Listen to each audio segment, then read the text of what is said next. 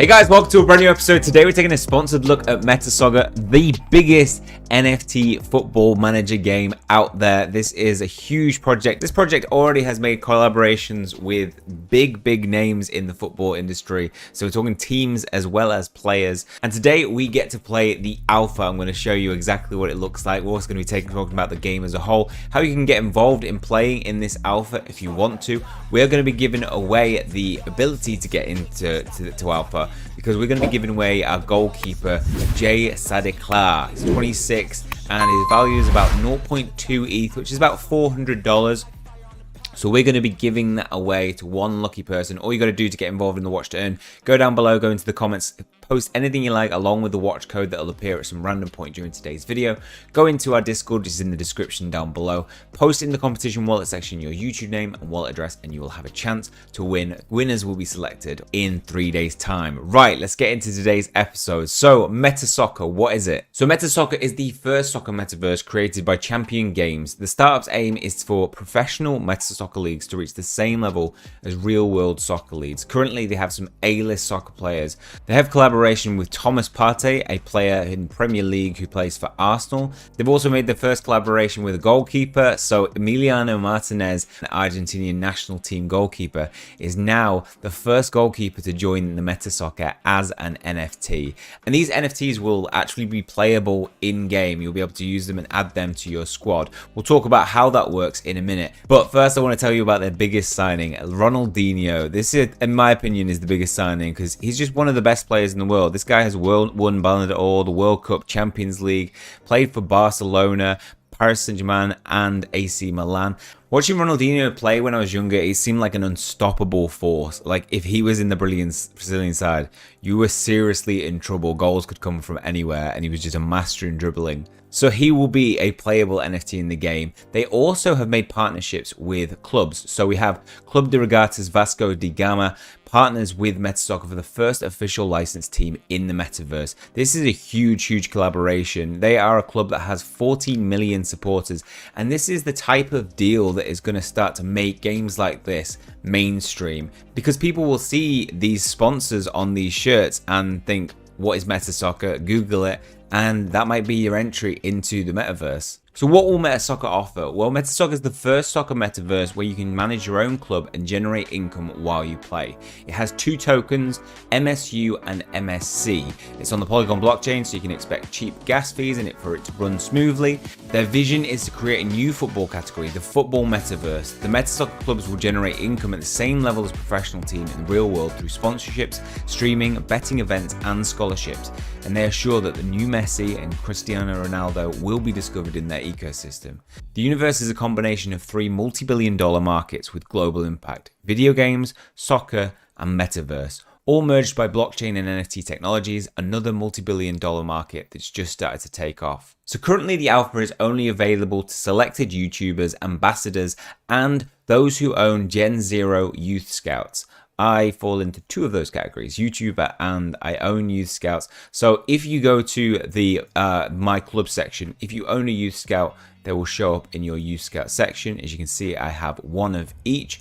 If you want to go and pick one of these up, you can go to the OpenSea website where you can go to the Metasoccer Youth Scouts page, and then you can pick up some of the Youth Scouts that are available. Make sure the ones that you buy have glowing eyes. These are the Gen Zeros. So you can see if I change the parameters to 48.8 as the lowest overall knowledge for these guys. Glowing eyes, you've got 0.05 ETH, which is about $100 to be able to purchase one of these Metasoccer Youth Scouts. These Youth Scouts have generated me players to use in the game. So what you would do is send them away for 6 days. They can bring in 4 players and it'll cost you 500 MSU and 2000 MSC. The potential of your players overall will be determined by the overall knowledge of your NFT. So if you use Scout 62, I can find between 60 and 69. Their expertise in this case is in goalkeeping, so they will find only goalkeepers. Some of the NFTs have special abilities that they can find as well, and specific roles. When they return, you will have your players available. As you can see, I've already been scouting a couple, some that I've bought off to be able to make a full team today. And if you want to pick some NFTs up to be able to play with right now, rather than sending them off and waiting 6 days, you can go to the marketplace where people have already been scouting new players and have added them to the marketplace. A floor price of 21 MSU means about $2 is the lowest price of some of these player NFTs, and you can obviously search by specific role that you might be looking for to fill a team of 11. Now, one of the things you really need to take into account when picking up players is your lineup. So as you can see, I'm going for a 4-4-2-A here. I have a full team. You know, defenders are placed in a defensive positions, goalkeepers, goalkeeper, and you don't want to play people ideally out of position. What you can see here is that Paulsrud has -3 points off his overall potential. Seabrooks also has -3, and that's because they're not specialized in left forward or left midfield. Right forward Krul is specialized to being there, and therefore he doesn't get any potential taken off him. Metasoccer have created a whole host of information on their Medium, which you can find in the description below, along with all the links to their socials and webpage, as well as their OpenSea as well. And this just details how to build your lineup. So when picking a lineup, there are a few things you need to take into account. So the current abilities of a player are really important. Knowing the abilities most important in each specific role is possible to calculate how a player will then perform in other specific roles depending on their abilities. Then we have role knowledge. So as we saw before, a player that has different knowledge levels of a role has an impact on the stats that they have. So for example, a left wing back will have good knowledge of a left back role and a normal knowledge of a left wing role, but knowledge will be low of being a center attacking midfielder. This knowledge also will be improved with the player's training system, so you can improve those in future through playing and gaining experience. And then finally, we have special abilities. These are special abilities that players have that affect the individual player and its performance, as well as the players that it plays in position with. You can learn more about the special abilities through their Medium page on it. So what you see is that if you've got a player that has penalty stopper, it will improve the overall impact on gameplay by +6. If you were to have, let's say, a warrior special ability, all players except goalkeepers will have +3 overall stats impact on gameplay and +1 overall for all players in the same line. So here you can see that if you got penalty stopper for the goalkeeper, this is going to have +6 overall impact on the gameplay. If you had something like warrior, where the roles covered are everybody except goalkeeper, there's +3 overall impact on gameplay, as well as +1 overall for all the players in the same line. So picking this will really work in combination with the formation that you choose. So if you're going for a 4-4-2, obviously if you put one of those players in position with an ability, the other 3 defenders could gain +1 for impact on the gameplay. So this is where if you were to move to a 5-3-2, you could have more players in the same line. One player would get +3 if they had the ability of warrior, and then everybody else will get +1, meaning the overall impact on the gameplay would be +7 if you take all of those in combination, working better than ability that only offers +6 overall. So I think special abilities is going to have a big impact on your chances of winning matches. Now I'm going for a 4-4-2. I do not have any special abilities on my players, even though I have youth scouts that have one special ability on most of them. I didn't get any because it runs on a percentage. So if you sent out to get 6 players, there is only a chance that you will get one with one ability. So mine have 60 to 69 overall knowledge, 93% will only have 0 abilities, 7% will have 1 ability. So I'll have to go out and scout a fair few before I get a player with 1 ability. And if you're really trying to find the best of the best, if you have a youth scout with 2 special abilities, you're going to have an increased chance of getting 1 ability and a pretty good chance of getting 2 abilities as well. So in playing the alpha, you'll be given the lineup. Formations will obviously play an impact. We have 4-4-2-B and 4-4-2-A, 4-3-2 and 4-3-3. As we mentioned, we're using those in combination with your special abilities in the right way could maximize your overall impact on gameplay. The The lineup will start with an empty slate, and you can start to add the players into position. So playing J. Krul in the right forward position is a good move, whereas Seabrooks is not specialized for a left forward. And this makes sense because a goalkeeper is not going to be very good as a defender or a midfielder or a forward, so it's going to have most of its ability there.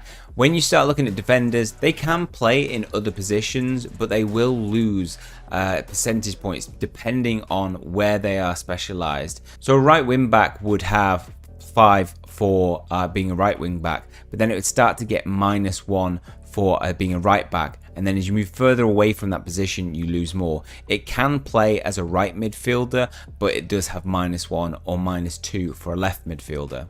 And they've worked a similar kind of method for midfielders and forward as well. This is really going to make it important to buy players and have a squad that fits your formation. So this is where, definitely the quality of a football manager comes in, is you need to have a diverse squad. You need to have an adaptable squad. Players will lose fatigue as they play, and therefore you do need to rotate your squad so as not to exhaust them. And what we see here is them having played one match, and you can see that their stamina has already gone down. Now, before we get into our first match today, I want to talk about how the NFT footballers, these special icons, will be integrated into the game and how they work. Well, NFT footballers will be born natively in the metaverse, with an exception of the unique and limited collection of icon football players, real-life active and retired football players. Metasoccer is going to include around 25 real-life football players into the game, so this is just the beginning, having these 3 signings, with an exclusively licensed and playable NFT collection.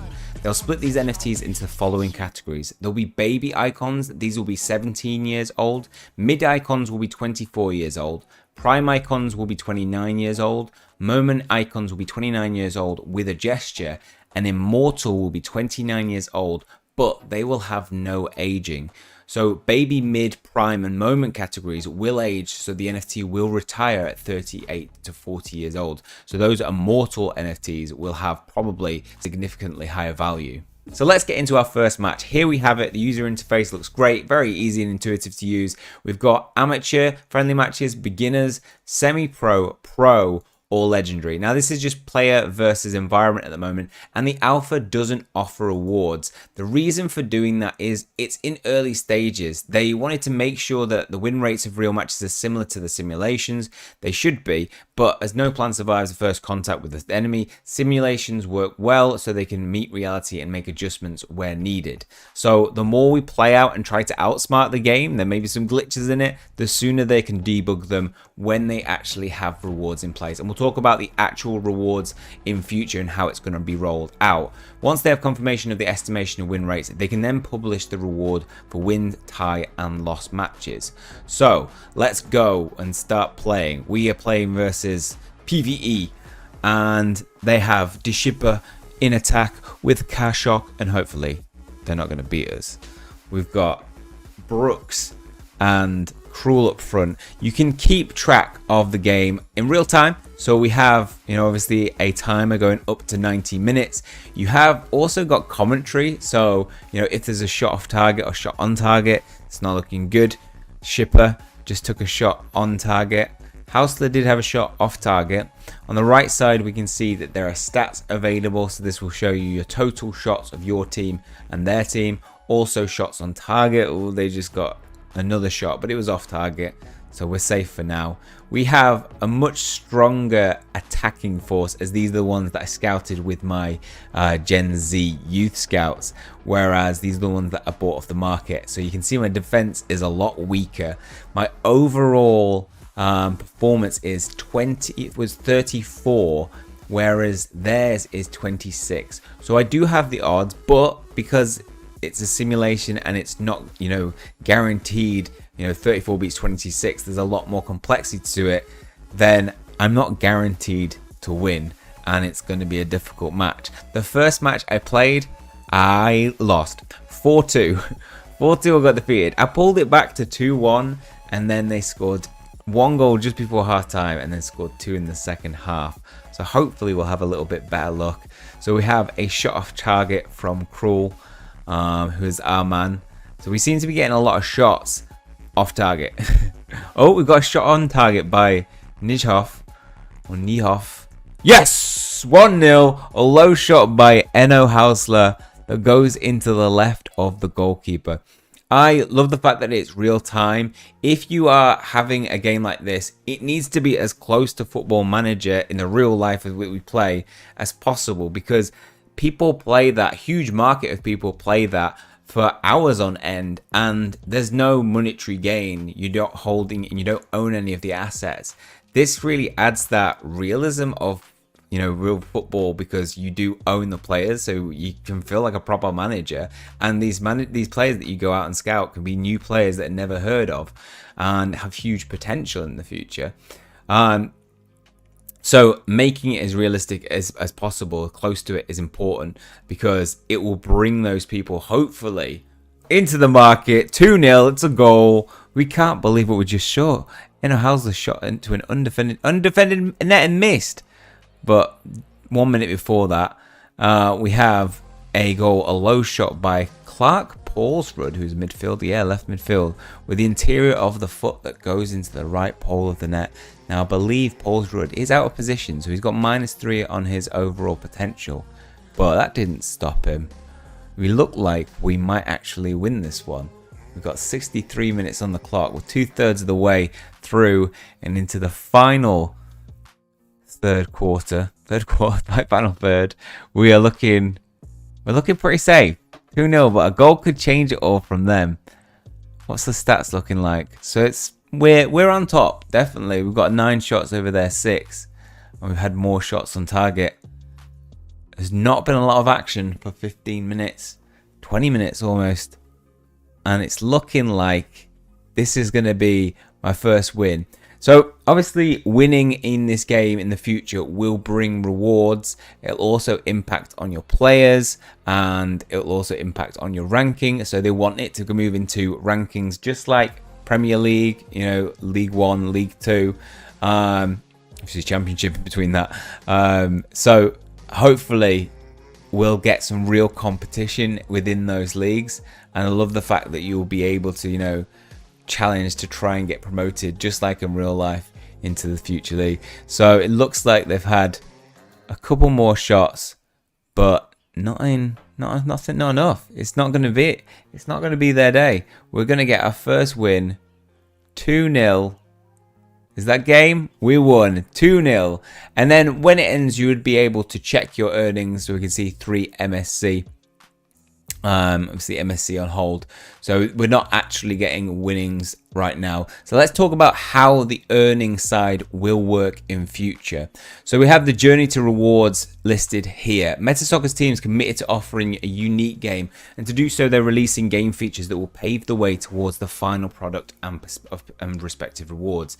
Now, one of the things that they've got in the game already is utility for these tokens. You don't want to be dishing out rewards in MSC and MSU and not be giving people the need and necessity to spend those tokens, because if I get MSU and there's nothing to spend it on, I'm just going to potentially trade it back into USDT. It's going to impact negatively on the price of MSU. But because you can go back into your club and go to your youth scouts and say, you know what, actually I'm looking for a better player, I'm going to use my MSU and MSC to be able to send them out to find some better players. Maybe I'll get one with a skill or special ability.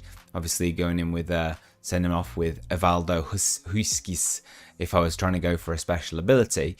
And if you are low on MSU and MSC, you can also send them away for 30 days.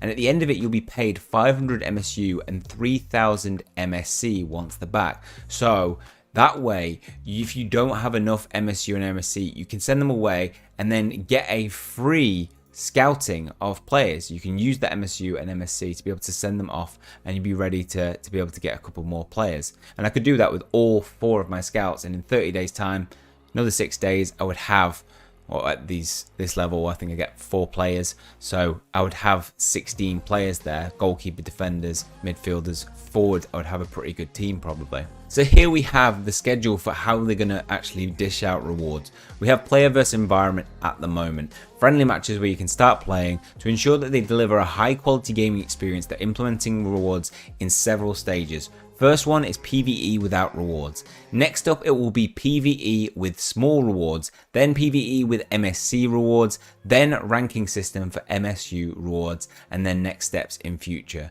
So the first stage will obviously, you don't want to be dishing out rewards when what we've seen in some games is there are bugs that are then exploited and people drain the resources, drain the token, sell it off, and it just damages the token and really damages the future of the game. We saw that it done in Heroes and Empires, and it destroyed the economy.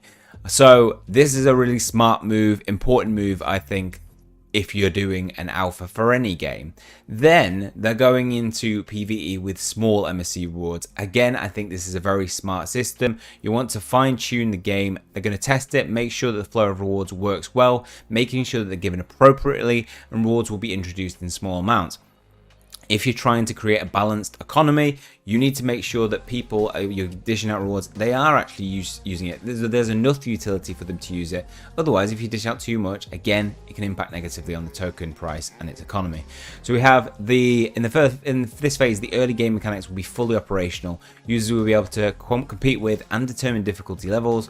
Users can choose among several formations to adapt better to their players. Players will have a fatigue system to limit the number of matches they can play. More details about this in an upcoming article. Rewards will be proportional to the result of the match, win, tie, loss. And rewards will be proportional to the difficulty of the opponent.